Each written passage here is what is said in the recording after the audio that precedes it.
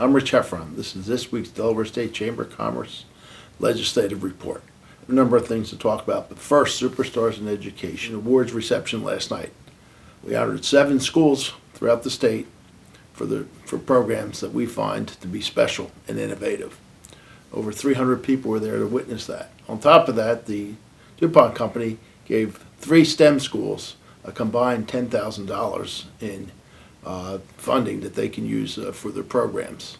We gave the John Taylor Award for Educational Leadership to Professor Dan Rich from the University of Delaware, who for years has focused on education, specifically early childhood education.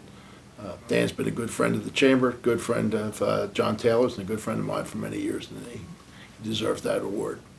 There's a column in Sunday's News Journal by Matt Del Pizzo, who's the president of the Delaware Audubon Society, speaking about the potential modernization of industrialized areas on the coastal zone. He made arguments that really are old-fashioned and tired arguments we've heard over and over again, and I'll just answer 3 of them. One argument is that there are no companies interested or expressed interest in these areas. That's not true. We have developers who told us there are companies that would like to come and develop into the coastal zone. But the fact of the matter is the process takes too long. And also, there are companies that never even look at that area. They know how long the process is, and we never even get on the list. We've made that argument years and years ago. These decisions are made in cities all across the country. They're not necessarily made in Delaware. Secondly, there's been no industrial development on the other side of the river in New Jersey. That's true, and there's a reason. There's no I-95 over there. There's no rail line, and we're not really sure about the depth of the river over there to see if it's adequate for shipping. Third argument is we're about sea level rise in these properties. It's exactly why we're looking at these properties. They are mostly abandoned industrial sites. They are environmentally damaged. They need to be cleaned up. The state can't afford to do it. The objective here is to get the private sector to clean these sites up and put them to use.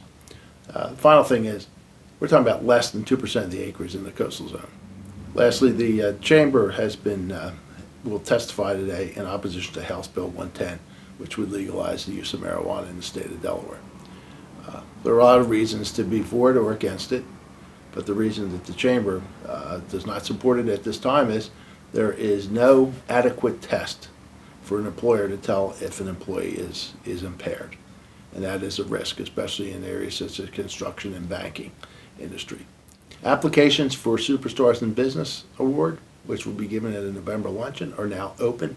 If you have a business or you know of a business, a small business that you feel would qualify to win the award, please submit an application. That's it for this week. I apologize for going so long, but there's a lot going on. Thank you for watching.